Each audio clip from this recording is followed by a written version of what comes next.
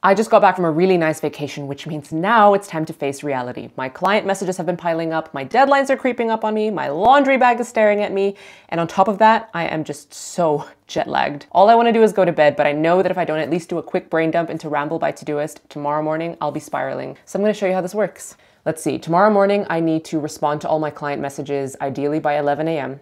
And then I'd like to call my sister, well, by some point this Friday, to thank her for house sitting and looking after my cat while I was away. I'd like to film my 2 marketing videos by this Friday, ideally by 4 p.m.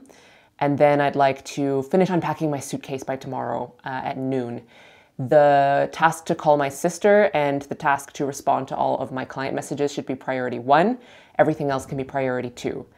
And oh, let's sort the marketing videos task into my content calendar project. And that's my task list for tomorrow morning, which means now it's time for a nap. Good night.